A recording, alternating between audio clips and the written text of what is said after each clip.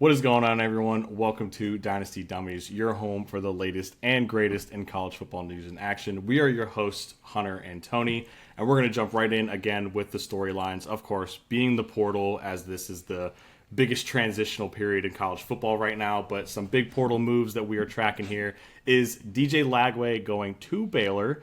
He has committed verbally, but there were reports of him finishing out some of the visits he had scheduled, so there might be some questions around it, but he apparently has committed to Baylor. And the number one portal target here, according to many sites, is Sam Leavitt finally committing to LSU. He had other visits planned as well, as including Miami, where he finished out those visits, discussed it, ended up on LSU with Lane Kiffin. So he finally gets his quarterback after a huge sort of saga at LSU, trying to find their guy. And Lane finally gets his guy. Lane gets a really good guy, I think, in Sam Leavitt. And another quarterback with big news is Ty Simpson is going to be entering the NFL draft. He had offers from Miami, Tennessee, and Ole Miss. Reports were saying it was upwards of $6.5 million for Simpson to stay in college and commit to a new school. Insane numbers, but credit to him. He said that he wanted to leave his legacy in Alabama, and that's what is important to him. So he's going to be entering the draft. So quarterback enters the draft. Another one coming back to school, Dante Moore is going to be staying at Oregon, which I think comes to a surprise to a lot of people. He's projected to be a top 5 pick, and he's going to stay in college another year in Oregon. And it raises the question, what does this mean for Dylan Raiola, who just committed to Oregon from Nebraska? It's a huge question coming out of Eugene right now, because we all kind of thought the consensus was that, we knew Dante had that eligibility left. He at least had another year. It was sort of the question, is he going to come back? Maybe it was hingent on, how their performance was in the playoff. But for some reason he said, I feel like coming back, and maybe it's a kind of like a prove it thing where he thinks there's more to it, but there's definitely the question of what is this going to mean for Dylan Raiola, because he committed before this had happened, is there sort of like a loophole that we don't know about where they're going to be able to have Raiola sit behind Dante for a year like Dante did with Dylan Gabriel last year, where he can kind of sit behind him, learn the system, and then come in the following year and just kind of hit the road running. But this is definitely something we'll have to keep our eye on, because I don't think a lot of people expected him to come back. Like you said, he's projected top 5. Maybe it's really that daunting that he does not want to go to the Jets. I couldn't blame him. I wouldn't want to go to the Jets either. So maybe he just feels like he wants to prove that he can win it all with Oregon, which I understand. But like you said, with Raiola, maybe there's some way with his injury he gets to medically redshirt this year, and he comes back as a mega super senior after Moore goes to the NFL next year. But I mean, that's just so many hoops to jump through at this point. So we'll see how that one shakes out. In JMU news for me, a couple guys moving. Wayne Knight and Shahir West are going to be following everyone to UCLA.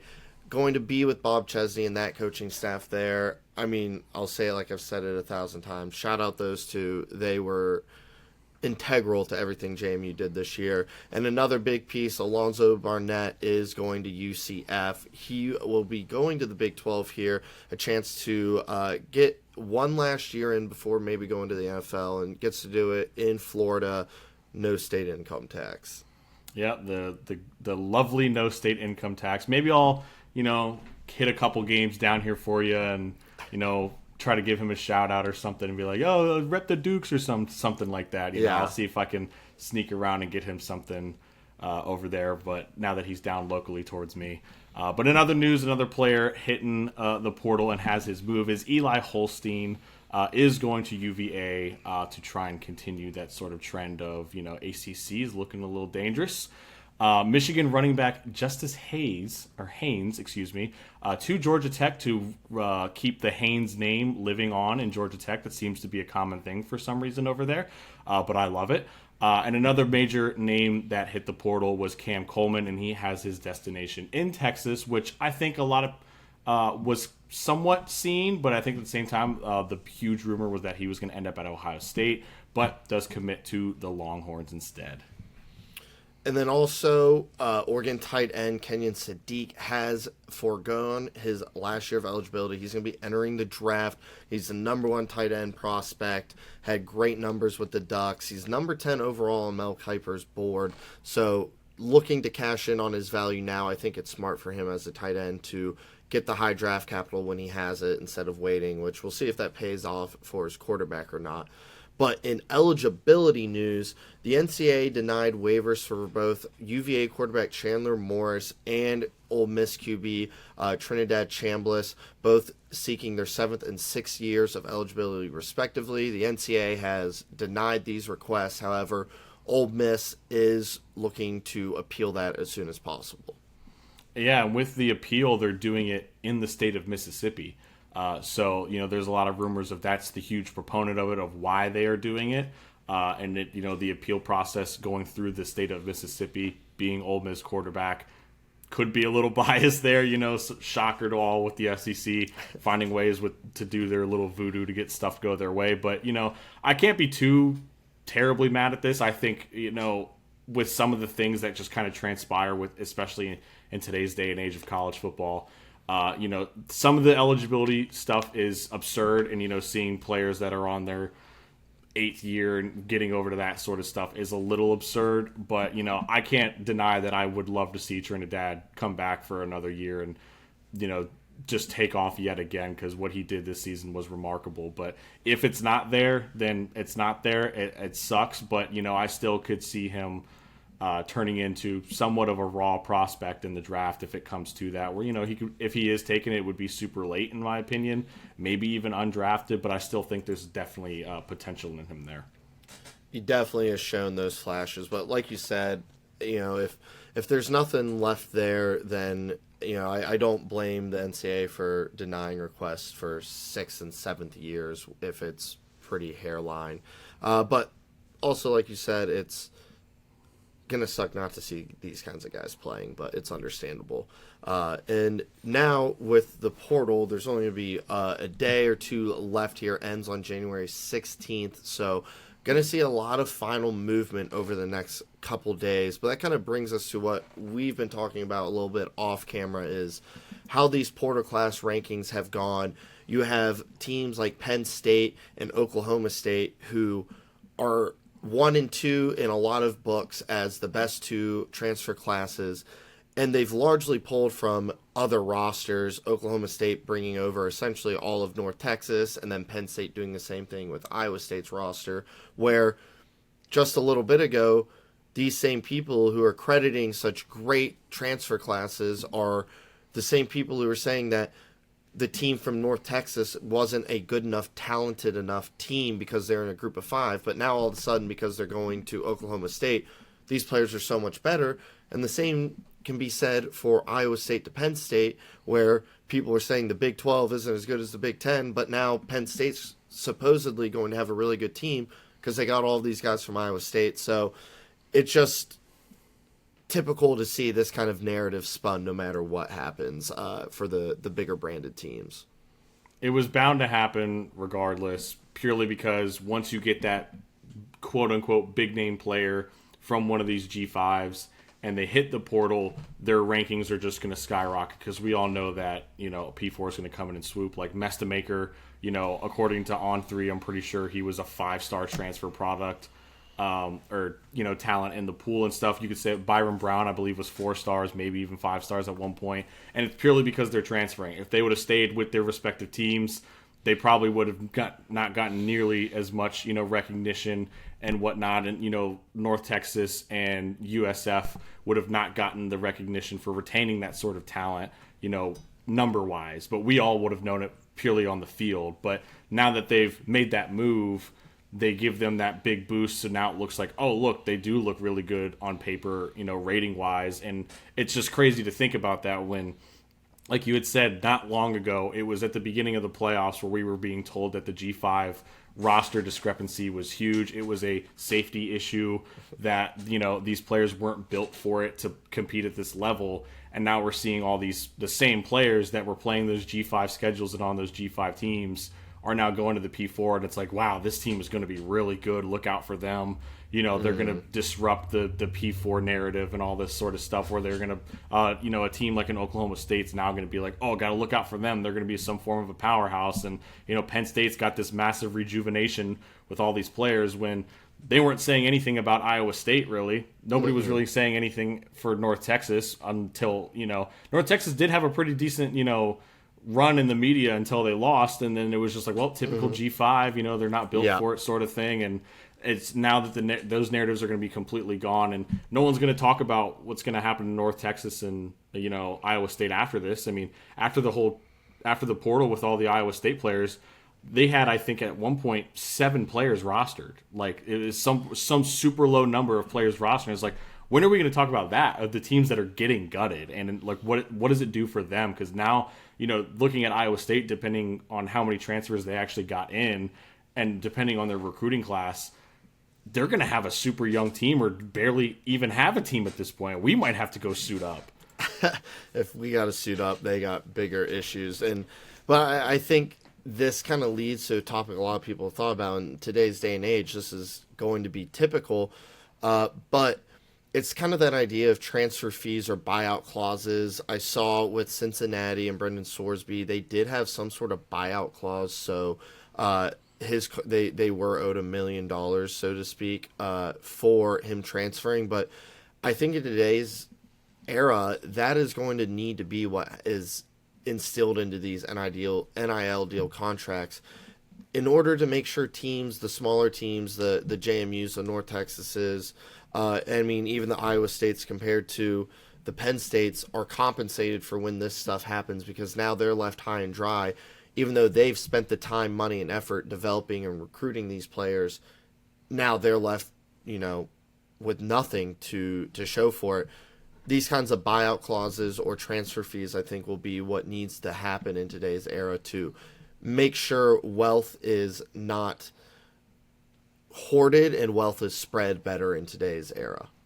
It would absolutely help, and especially for your teams like a North Texas right now, like an Iowa State. Even though Iowa State is a P4, but just to get absolutely gutted like that, you would think some form of compensation would help give them somewhat of help, where they can go out and at least find a replacement, or that could be used for whatever they need as a whole, and something like that would help drastically. The simplest portal rules, again, like we had mentioned before in a previous episode, where that a simple rule change could change a lot of this stuff, where we prevent over 4,000 players from entering the portal every year, sort of thing. But that's just stuff we're gonna have to sit back and again wait and see, because it's probably gonna have a lot of things are probably gonna have to go bad before we start to see some changes for good.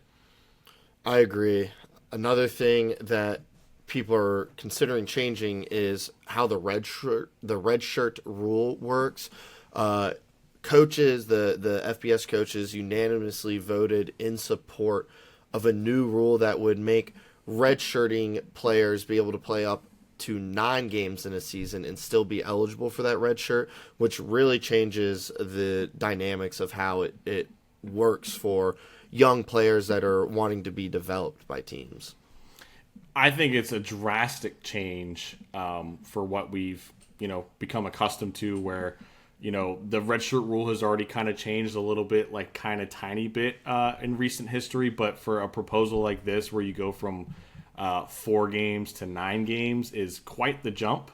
But the reasoning behind it, I can see it from a coach's standpoint, where the thing they're trying to mitigate is those mid-season opt-outs that can just drastically change how things are going. Like, for example, Oregon with Mekhi Hughes at their running back, highly touted portal, get last season from Tulane, and then he goes over to Oregon and doesn't touch the field a lot, and then halfway through the season he's opting out, gets a redshirt year, and now is eligible and has since transferred to Houston, like half of the Tulane team has. Stuff like that, I feel like, is what the coaches are really aiming for, is to try and prevent those mid-season opt-outs where, more than likely if a player is opting out mid-season, they're on their way out more than like it's just that's the likely outcome of this all. And I think coaches, they see that, and they, when it comes to players like that, where they can see a developmental process with them, it could help a little bit. But I still think, just off of, initial feelings of it all, I think 9 is quite the jump from 4, because that's 3/4 of your season that you're letting someone play, and then having them still be eligible the next year if you just throw a red shirt on them. So I think there could be stuff ironed out there, but I think this could be sort of a step in the right direction initially. I actually really like this change. Now, it hasn't gone into effect. It still has to be voted upon. This was more or less just a vote of recommendation from the coaches. Mm-hmm. Going from 4 to 9 is crazy, but I think this is getting us closer to the idea of 5 years to play 5 seasons, in that sense of that's where college football is moving, where players get up to 5 years and you just give it to them. I think though this could help with the transfer portal, because right now a lot of young guys come onto teams, and whether it's right or wrong, they want to play right away. And sometimes teams don't want those true freshmen to play right away. They want them to sit back a year, develop, and learn. But in today's era, if you do that with the wrong recruit, wrong player, they might transfer to a new team for new opportunities, which in today's era is very understandable.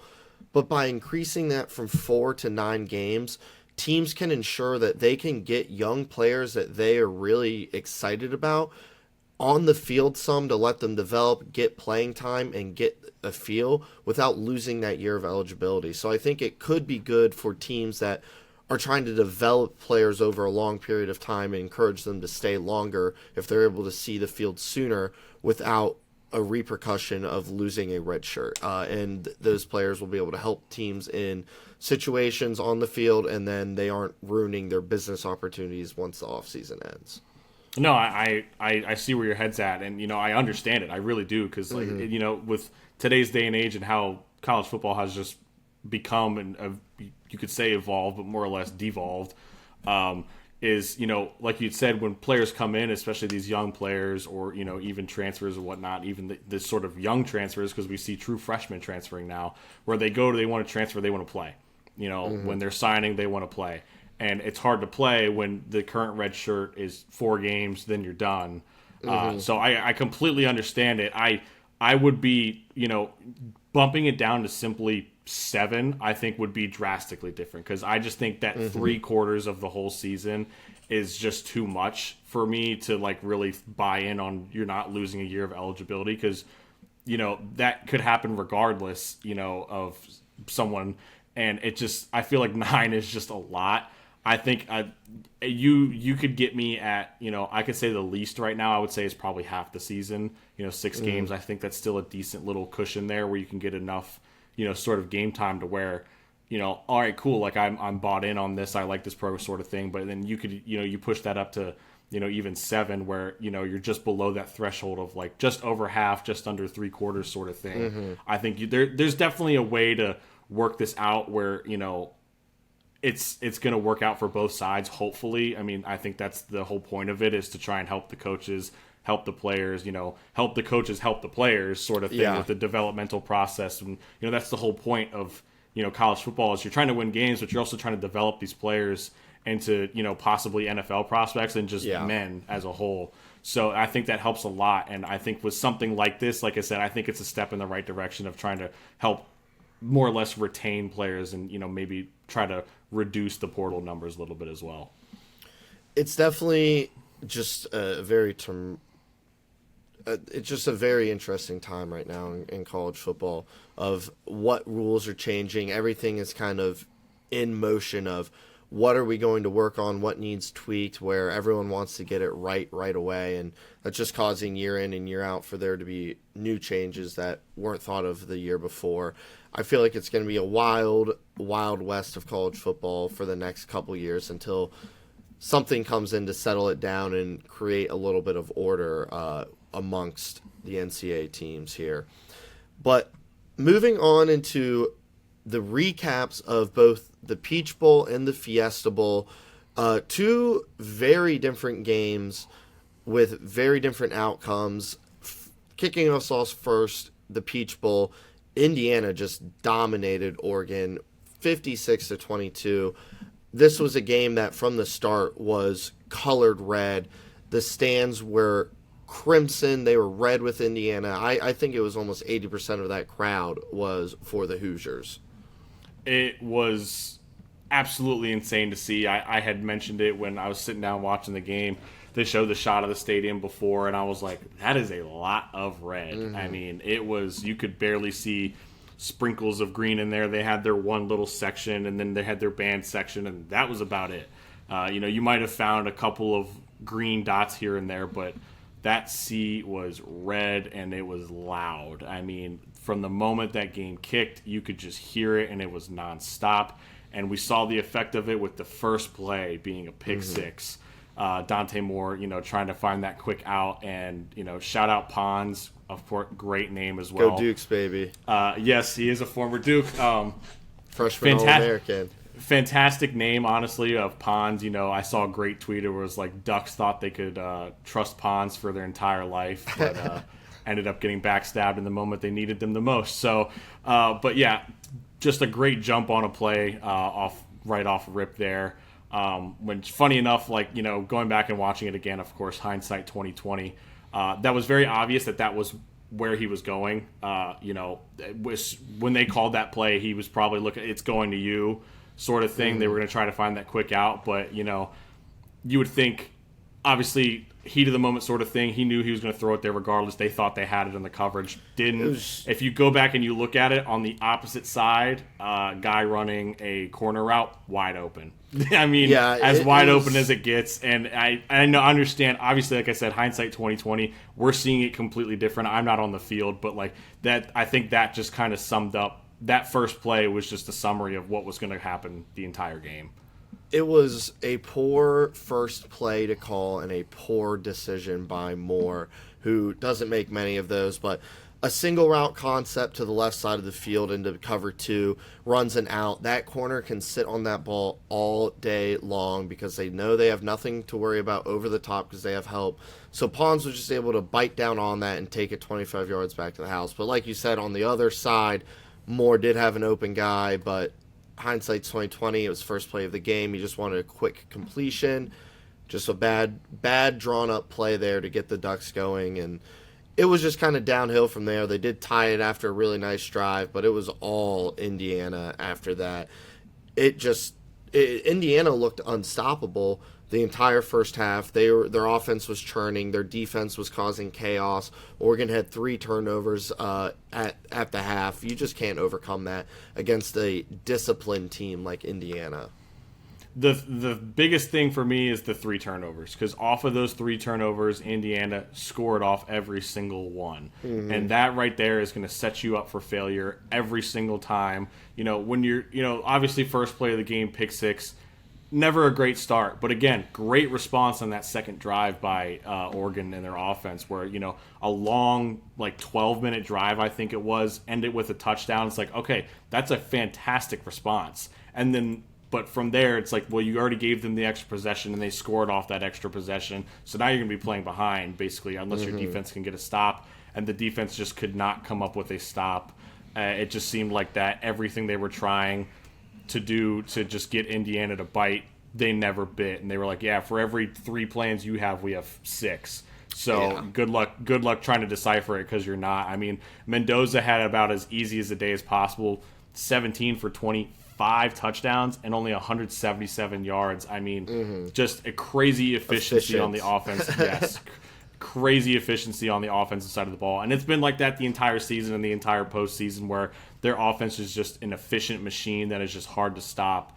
And it just seemed like Oregon just could not find an answer. And, they were getting stops every once in a while, but again, they were just so far behind at that point, because offense would get a decent drive going, turnover.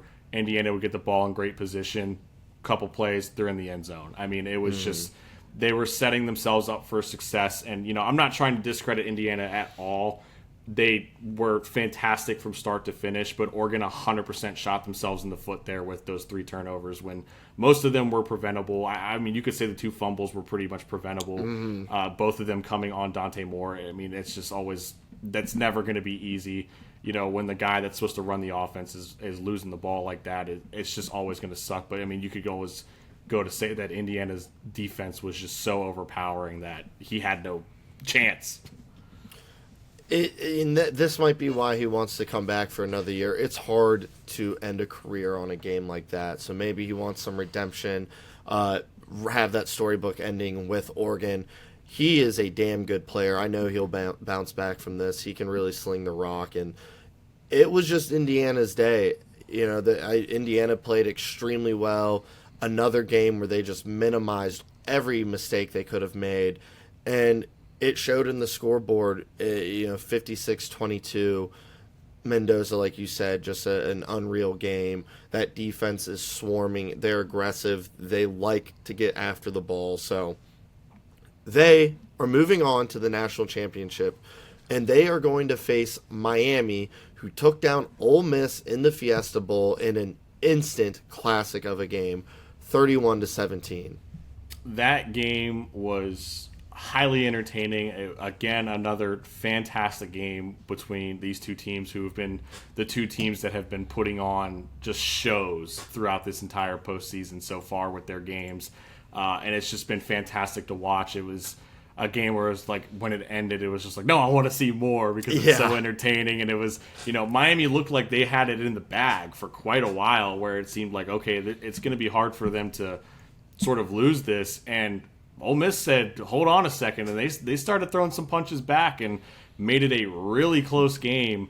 And, just the back and forth between these two is always fun to watch. I mean, Ole Miss getting up in the fourth quarter, 19-17, you think, okay, they're ahead. They have a good shot here.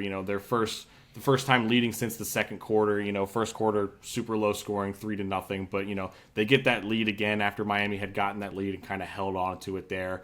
But then that man strikes again, Malachi Toney. That dude just finds a way to make plays at all times, and he comes up in the biggest moments, and he got them the score they needed to. But then Ole Miss said, you know what, we're going to do it ourselves.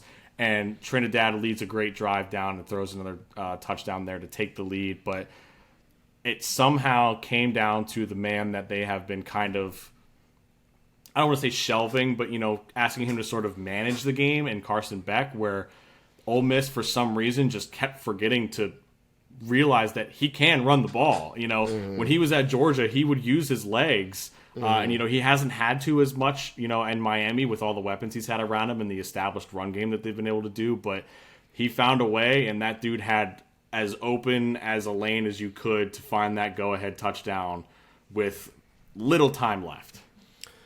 That was his best performance this playoffs, Carson Beck. He played very well. He had the one interception. That wasn't really his fault off the batted ball. I thought he looked really sharp throughout this whole game. And like you said, this was a game that Miami was really controlling, but you just had that feeling in the back of your head where Ole Miss wasn't going away. They weren't going to go down without a fight, and that fourth quarter will not soon be forgotten. It was an electric fourth quarter, both teams laying it all out on the line. Mark Fletcher, once again, was just absolutely great for Miami in the run game. And Kawan Lacey for Ole Miss, him going down and having minimal usage in the second half was really huge. But Trinidad really stepped up in his absence and gave Ole Miss a chance to win that game there at the very end on the last play. And to me, it was one of those games where Ole Miss played a damn near perfect game by what they could do. I really thought Ole Miss played really well, and I didn't think Miami really played that great considering what they kind of left out there. They played a phenomenal game, another game where the trenches on both sides of the ball really won them the game, and especially on the offensive side. But they dropped 3 interceptions. It just felt like they were leaving plays out on the field despite playing well. And those are plays that they're going to have to make against Indiana. They can't leave plays like a dropped interception out on the field, or that's going to cause you to look back the next day and be like, man, I wish we'd made that play after losing. It was insane to think that, Miami was sort of like this was, you could probably argue that this was probably their worst performance so far in the playoff as a whole. When 10 penalties for 74 yards, they turned over the ball. Ole Miss didn't. Ole Miss only had 4 penalties for 34 yards. I mean, it's this. You look at it, statistically when it comes to those, the penalty yards, the turnover stuff, the margin, and all that kind of stuff.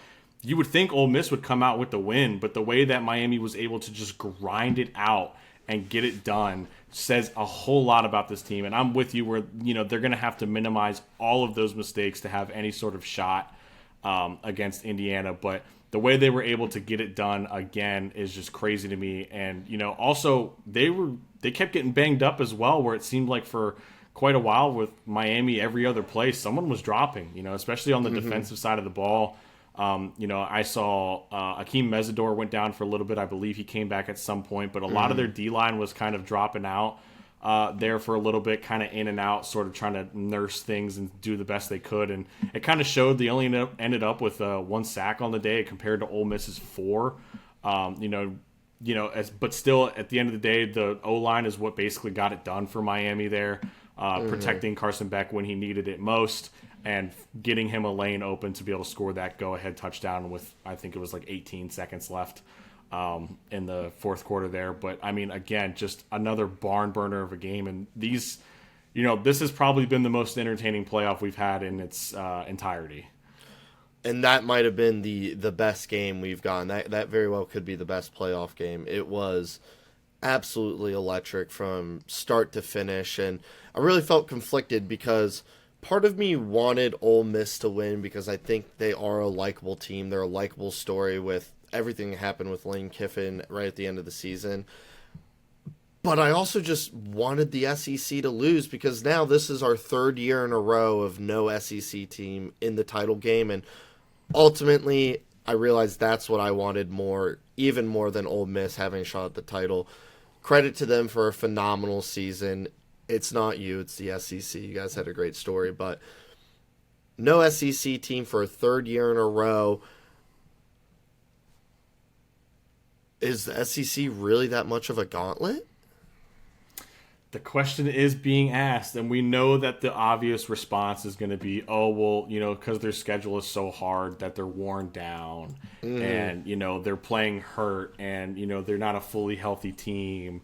It's so hard in the SEC that, every play somebody is every one play that people run in the SEC is 10 plays for the ACC and 12 plays for the Big 12 sort of. It's and the most... We're going to hear the book of excuses, and I'm going to just kind of laugh at it because we're getting to the point where they're, trying to look at every possible thing they can think of, and they're like, we're running out of ideas here. Like, we got to think of more stuff to try and make ourselves look better, when it's just like, look, the college football world is caught up, and we're seeing the evidence of it, where this is the 3rd year in a row of no SEC in the title game, when they used to just absolutely dominate it from start to finish, where we would usually have an all SEC title game. But now we're seeing that the rest of the world and the college football world has caught up, and they're making it their time. I'm with you where the Ole Miss story was fantastic. It was kind of just a giant middle finger to Lane Kiffin that it wasn't all you. It was the players that were on the field, and it was a great story. But I did not want to see the SEC succeed. No. Because, it was funny that leading up to that game, it was, it's a bunch of SEC accounts on Twitter and whatnot were saying, oh, tonight we're all rebels and all this sort of thing. And, all the behavior. Seeing everybody else in the ACC was like, yeah, we all hate Miami and do not want them to win. So it's like, no, there's no like sort of like group, like finding a, sort of alliance here. Like, no, like, I'm not going to sit here and be like, yeah, I want, North Texas to succeed. No, I don't care about them. Like, I don't give a fuck about them. They're in my conference. I don't want them to succeed. I want to succeed, not them. Yeah. So it's like, I don't like this whole mentality of like, once the team's out, they're all sort of a group sort of thing of like, oh, we got to make sure that the SEC succeeds. And I think that goes to show a lot of just how they feel about each other and how insecure they are about themselves, to where, if another SEC team is succeeding, they're riding off of that. And we've seen that for countless years now, where they just ride off each other's coattails, mostly Nick Saban's, and just keep riding with that as long as they can. And now that it's sort of faltering out, they're kind of just at a loss for words and starting to scramble around, and it's something we all love to see. They definitely have been riding the coattails of Nick Saban, and that aura has finally started to fade. And I just hope that voters and preseason rankings start to reflect the true accuracy and not just look at the SEC logo on their chest. As we know, preseason rankings are already bogus. You're ranking teams, and you haven't even seen them play. So how do you actually know how good they are? Rankings shouldn't happen until at least week 7. But I hope that the preseason rankings and the voters do understand that a bunch of SEC teams shouldn't just be ranked, the Missouris, the Tennessees of the world, just because they're in the SEC. I hope we get some really accurate rankings and lessons learned from voters to start the year, because whether you believe it or not, those initial rankings have a lot of weight that is carried throughout the season, and teams can really benefit from being ranked early or be disadvantaged like BYU was. They were unranked to start the year, and because of that, they really had a ceiling on how high they were ever going to climb in the AP poll and eventually the college football playoff rankings as well. You could even argue that with Indiana. I mean, they were ranked quite low, going into the season. I think they were as low as 20. Yeah, it was around the 20s that they were ranked initially, and look at them now. They're the best team in the country. But you can see the flip side of that, where you see a team like a BYU where they're so low ranked, and it ended up hurting them in the long run. And I could only imagine what would have happened to Indiana if they would have lost a game. Who knows who knows if they're one of those fringe teams in the playoffs sort of thing, especially if, a lot of other shit could have happened. But it's just crazy to think that, the early season stuff matters so much, and then you get towards the end of the season, and then people try to argue that it doesn't, or it does only if it benefits them, that whole sort of thing. And like how Notre Dame fans are saying that, oh, it was week 1, it doesn't matter as much, sort of thing. And we had a guy starting his first game. They had a super senior, sort of. Who cares? Mm-hmm. Play the damn game, because the game you're playing there is the same game that Miami is playing on Monday. So it does not matter. Exactly. When it's being played, it's the same exact game. So hopefully we'll see some lessons learned here, some quality lessons, we like to say, especially for the SEC, where, they get a lot of quality lessons on their side. But hopefully, the voters and all the higher ups can see these lessons and start to realize that they're the true dummies here. And I really hope SEC fans start to realize why people give the SEC such a hard time when their leadership continually strong arms or attempts to strong arm everyone and says how great they are. But when the proof is in the pudding of the results on the field don't match that, people have seen that, and people and fans are over this false narrative about it. And they have to understand that when you've been the bad guy, people are going to treat you like the bad guy, and you can't go crying wolf now. So I think the tides have really turned now, where the media and fans have realized the SEC is not some unbeatable juggernaut of the conference. They're a conference that has ridden the coattails of Nick Saban for a long time, that does have some really good teams, but all of their teams aren't better than any other conferences, and by any substantial margin.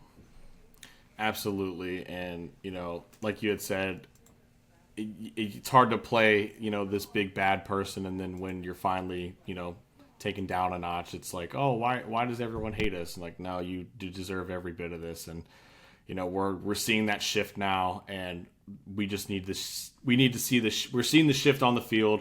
We need to see it in the media with all the fans and stuff, and that's when we'll get the true tell of the sport as a whole, and especially with that conference. Tides are turning, and the Tide will not be in the championship game, which brings us to the college football national championship game, Monday, January 19th, 7:30 Eastern, Miami versus Indiana. Both teams looking to claim a title for the first time ever, or the first time in a very long time. Indiana opens as 8.5-point favorites. What do you got for us? Yeah, this is a fantastic game. I mean, it's the national championship. It's got all the means to be just a whole nother barn burner, with Indiana being one of the best teams, if not, I mean, they are the best team in the nation. There's no debating that anymore. But then you got a team like Miami where they've just grinded their way. They got into the playoffs, and they have just not stopped since they've been in. And, they get, like we just mentioned before, where, they win a game where, most teams would have lost in the Ole Miss game, but they find a way to get it done. So this is a game where you can't afford that. Indiana is playing way too good of football right now to have any form of mistake realistically, unless you can find a way to make them make a mistake. But this is going to be massive. It is in Miami. It is technically a home game for Miami, but I need to look to see who actually is the designated away team. I don't know if it has been said or mentioned yet, but it would be kind of funny to me if Miami is playing in their home stadium and has to use the away locker room. I think that's actually it would be kind of funny. Wouldn't be surprised if that happens either, but we'll have to wait and see. Another quick little side note here is the first non-Nike national championship in the playoff era, and in kind of quite a while when it comes to the national championship as a whole. And one of these teams will be the first non-Nike brand to win since it was Auburn, I believe. Correct? Yeah. Michigan in. Oh, well, I get Michigan in 2023. Well, in Michigan, Jordan, they're Jordan. Nike. Yeah, I would say, that's why I said Nike brand, because I was like, Jordan to me is still associated with Nike. As soon as I started to say it, I was like, well, technically Jordan is Nike, so. When people talk about it, they technically align Jordan with Nike. It's just the logo's different, but it's still Nike nonetheless. Regardless, so this is two Adidas teams duking it out here. And, one big question that I'm having going into this is how healthy is Miami going to be? We saw them get beat up quite a bit in the Ole Miss game with people kind of dropping here and there. You could say the same with any team at this point when you're in that last game, is how healthy are you going to be? It's a long, grueling season. This is the moment you're trying to play for come week 0, week 1, all the shit you do in the summer leading up to this. This is what you play for. So I don't care. Most of these players probably do not care how hurt they are. They are going to play. They are going to find a way to play, and I would not be doubtful to see that. But, could that end up shooting you, help or shoot you in the foot? Possibly. We'll have to see. They had somewhat of a longer layoff here leading up to the game, so you have plenty of time to rest. It also helps with Miami. They don't have to travel. They can use all their home facilities. They're in a comfortable spot. They don't have to worry about going anywhere, so that will probably help quite a bit for them, compared to Indiana. Have to travel at some point. Not that bad of a travel for them, but still that tiny little advantage could mean everything for Miami when it comes to it being there, where they had a lot less to do in the week leading up to it, where, as Indiana at some point had to travel down here, had to get accommodated, all this sort of stuff, so that all the tiny things are going to matter at this point, especially when it comes to playing this juggernaut Indiana team.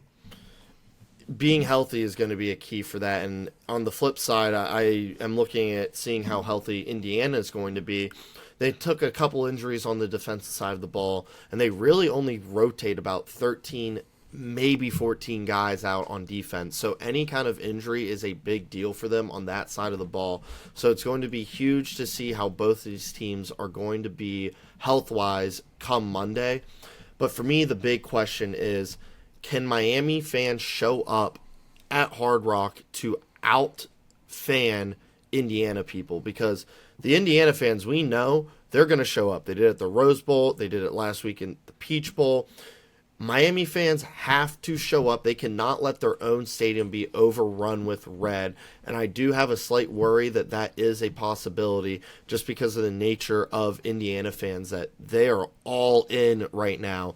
But my Miami connections that I do know, there is a lot of hype in Miami, and they think that fans are going to show up really strong from that side of the field. So if Miami can make it a home game for themselves, that is going to be critical in this battle of two top 10 defenses. It's going to be major. From what I am seeing on the Miami front of things is that I think there is going to be a fairly good number in comparison. I mean, we all know that the Indiana fans are going to travel, and they're going to travel well. Who knows how the ticket allotment ended up actually pointing out, but I've seen where, I saw a guy on Twitter, he was He's been a season ticket holder for the University of Miami for 41 years and didn't get a ticket to the Natty. He missed out on the queue. So I know that the queue for at least the Miami side was hectic and hard to get tickets. So I do expect there to be, I want to say probably a 50-50 split.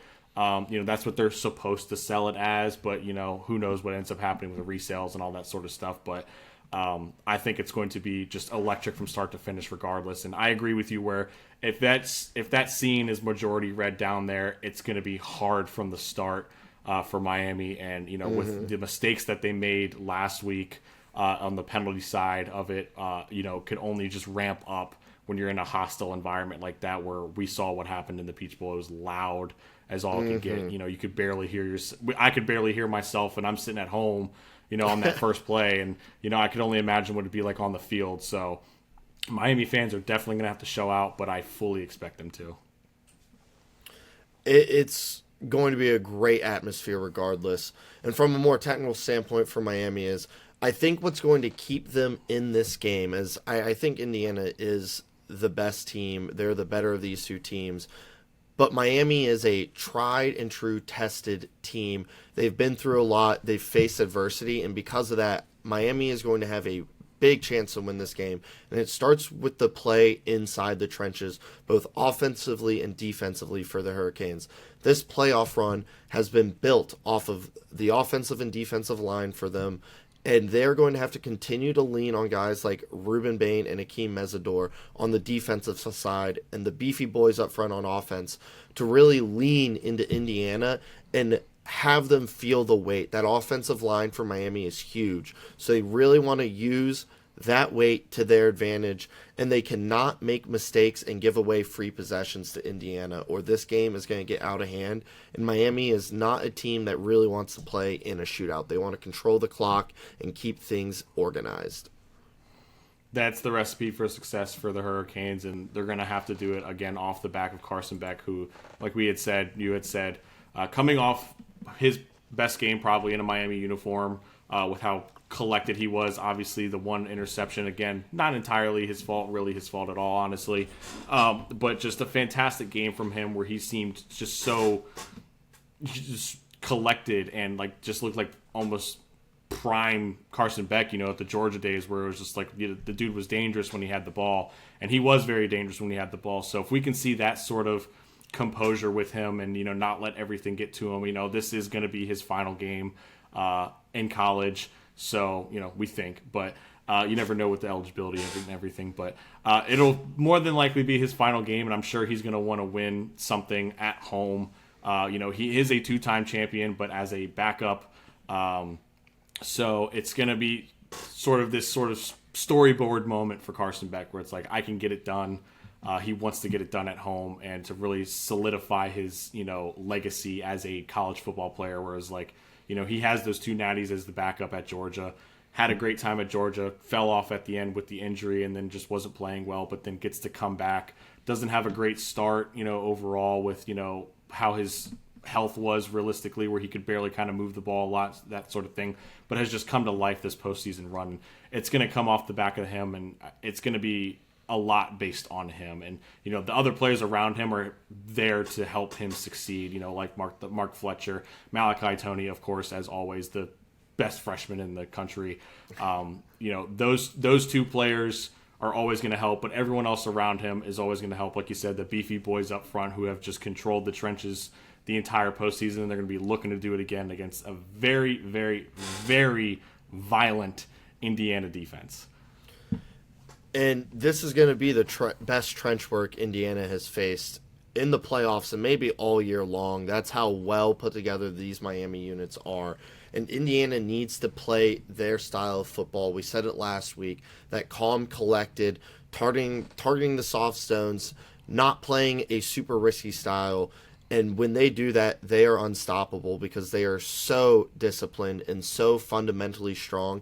It doesn't matter what kind of talent you have on a team. When you have such great fundamentals and discipline, you're almost impossible to beat. And that is the story for this Indiana team. We might be looking at the most disciplined team that's ever played And they're going to be playing in that style. Cignetti's going to have these guys locked in and focused, and they want to make sure that they get Mendoza comfortable and get him slinging the rock to Elijah Surratt, and they get the ground game going with Kalon Black and Ramon Harvey, and just grinding away at that Miami defense and having that suffocating feeling like they did against Oregon right from the jump.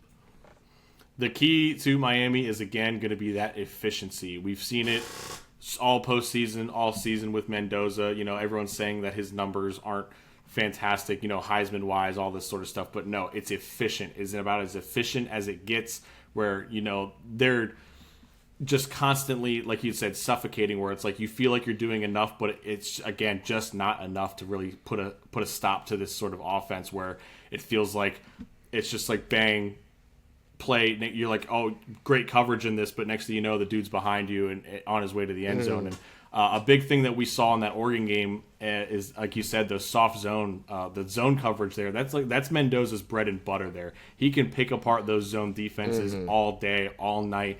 It's going to be tough. Does Miami have the manpower to really, try and mitigate that? They're going to have to play zone at some point in the game. When they play man, can they find a way to, make Indiana make a mistake for once? They don't make mistakes very often, if at all, really.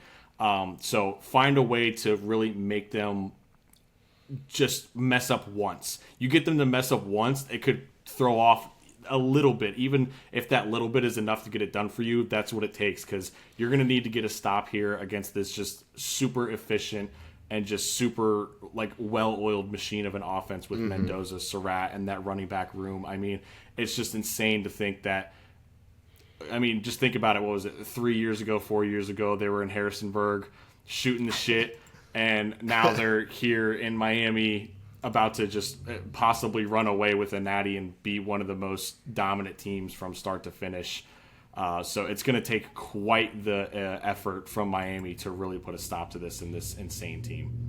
Miami has to play a complete game. Like I mentioned in the recap of the game against Ole Miss, they can't have those dropped interceptions. They have, when plays are put in front of them, they have to make them. They have to make the ball bounce their way. They just cannot come up short in those little things if they want a chance to beat this Indiana team. I think Miami does have a chance to do it because of that offensive and defensive line of theirs. Football games are won in the trenches, and Miami can do that. They're a team with that capability. So anything can happen, but Indiana is deservingly the big favorite in this one because of how fundamentally strong that they play and how well coached they are. If Indiana wins, this will be the first new champion in college football since 1996, 29 years when it was Florida. And if Miami wins, it'll be their first title since 2001. So it's really awesome to see teams that haven't been at the pinnacle really ever in Indiana's case, or in a little bit for Miami's situation, back up at the top, being able to compete. I think this is going to be a really great title game between two teams that are really just hard-nosed football clubs. This game has the opportunity to define the whole season, basically. I mean, with how things have gone the entire season from start to finish. I mean, with the whole thing of Miami looking back at it, those two games that they had lost, one of them just being a bad game realistically, the other one is just penalties killing them. And, in Indiana just never looking back after last year, what happened to them, where, people were saying don't ever invite them to the playoff ever again. And, look at them now sort of thing. One of the best, if not the best turnaround in a 2-year period ever for any team ever, really. I mean, but regardless of what happens Monday, I will say this is the best sports turnaround I have ever seen, from being statistically the worst college football team, the most losses, the worst win percentage, to within 2 years being 15-0, competing for a title. This is without a doubt the best sports turnaround I have ever witnessed. Regardless, they don't need to win the Natty for that to already be true. Absolutely, I'm with you there. I mean, I think it was 4 years ago they had 2 wins, I think, and they went to quadruple overtime with Akron. Yeah, I mean, so, no discredit to Akron, but, look at them now. Look at the two teams now where you got Indiana undefeated in the national championship and Akron's Akron. So, it's just crazy. And you could say the same with Miami where they have been in the dumps for quite a while, and now they have a competitive team with a competitive coach, and just everything is just finally clicking, down south in South Florida again, where they look like a good team and have continued success right now. And I mean, this just is the pinnacle of the sport here, and it's just going to be just so fun to watch. And I am on the edge of my seat. And the only thing I don't like about it is that it's on a Monday. It still is a crime to the sport as a whole that it's on a freaking Monday. Hopefully that can change somewhat soon if they end up finally fixing the calendar. But again, this game has the opportunity to just really put the icing on the cake of how this season and this postseason specifically has gone. I have a sense that this is going to be one of those games that is remembered for a long time because of the season we've had, because of the teams involved, two extremely talented teams that deserve to be here. But ultimately, only one is going to win on Monday night. Tony, who is going to be your national champion? Way back when, before we had started this, doing the preseason rankings on our own sort of thing before we went sort of public with it, I never probably would have guessed these two teams to be here in this position. But here we are, got to pick between the two. And it's going to be rough. I mean, again, picking that against Indiana just seems like a crime at this point with how their season has gone, with how their games have gone, where none of them have been particularly close at all, at least in the postseason. So it's going to be extremely hard to pick against Indiana. But I think I am. I think I'm going to be the person that picks against them. I haven't gone against Miami yet. And I just feel like that this team is super battle tested. I mean, they've gone through everything possible. The first round being on the road and not great, conditions to play a game with the super high wind gusts, finding a way to edge it out on the road against the all-powerful SEC. And then going in the second round again against Ohio State, one of the best teams in the country, was number one all season long, sort of thing. So, and dismantling them sort of where it just did not look particularly close. And then getting it done in the semifinals against Ole Miss in a game that realistically, statistically and everything, how things were going, they should not have won, but they get it done. And I think that's going to be enough to get them where they need to be in this game. With all the stuff that they have gone through all season, they know that this is it, and they have to play their best game, and I think they do. I think being home helps that slightest bit where they don't have to travel anywhere except for down the street to, well, not really down the street. It's kind of completely out of the way, realistically, where the stadium's at, which is another issue. But again, they know where they're going. This is routine for them. And, it's going to be try to have that mentality of this is another game. This is just another game. We're at home. We're with everybody. But I think that the U is back and they get it done and they win the Natty. Miami has such a great story of climbing back up to being in this spot. I really, really like this Miami team. They're a lot of fun. I've gotten to go see them play in person in Miami this year. I really want to pick Miami, but I am going with the Hoosiers. I just think this Indiana team is too damn good. They're a team that you have to play a perfect game against because they're going to play a perfect game. They don't beat themselves, and those are always the best teams and the hardest teams to beat. I think Indiana's going to win this one despite the home field advantage for Miami. I think Miami's got a shot if they can get it going and play that chippy style of football. I just think Indiana is a better team, which is crazy to say in this era where Indiana has 0 5-star recruits, only 4 4-star players on their roster. So in this new era where we're so concerned about talking about talent compositions, it just makes me so tired of hearing that story because that's not what determines if teams are good. And I think Indiana is the team that they are writing a story that's going to be talked about to prove that narrative right, where teams are more than just unproven 17-year-olds based off their star ranking. It shows that culture and coaching are more important than just star ratings on players. And I think this Indiana team is going to be the team to do it. And selfishly, they have a lot of former JMU guys on their team. There's JMU coordinators in this one on both sides of the ball. But I'm going with Indiana. I think they're the best team in the country, and they're going to prove that. It's really hard to argue that, honestly. But, again, I don't want to. I'm not saying I'm playing devil's advocate by picking Miami. Yeah. I just think that I think Miami's got a chance. They're a good team. I think all the writing is on the wall is that Indiana is just too good of a team. Too like I've said it so many times, but way too efficient, well oiled, disciplined, all that sort of stuff for something to go wrong. But all it takes is that one thing to go wrong, and it could throw everything else off. And knowing how Miami and their culture as a whole, their reputation, I think they find a way to get something to go wrong, and almost bring back that sort of convict mentality of like this is our shit here.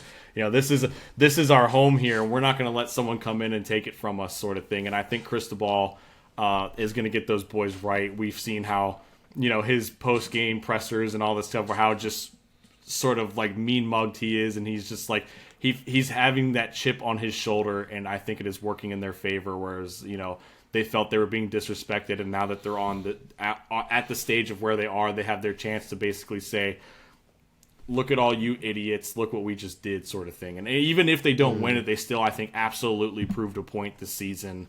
And like you said, for both teams here, I don't think the outcome of this game should absolutely determine how their seasons have gone. They both absolutely proved a point. Yeah, I mean, they both absolutely proved a point this season with what they have been able to accomplish, and especially the opponents that they have done it against. I think just phenomenal on both sides. But it's just going to be highly entertaining football, and to cap off this insane college football season. Of course, bummer as always when it ends. Never fun when it ends because we get to the oh so long off season. But plenty to talk about still with all the coaching changes, portal changes, all this stuff, rule changes upcoming. But let us know what you guys are thinking about this Natty. Who's going to come out on top? What is going to be the key points here? Something else, what's going to go on in this game? Is it going to be a crazy game? Is it just going to be a blowout? Let us know what you think about all these portal moves as well. Who's going to end up where? What's going to happen with some of these teams? Are we going to see some, teams make a huge bounce back, or are we going to see some teams just falter here? Only time will tell. Don't forget to follow us on Twitter and Instagram and TikTok at Dynasty Dumbies. Feel free to follow our personal Twitter accounts, where we will continue to talk about the college football landscape throughout the offseason, at Hunter_Shaw5 and at Crony2020. And we will see you all next week once the season is over and we have a national champion crowned. Let us know who you guys are taking in the Natty.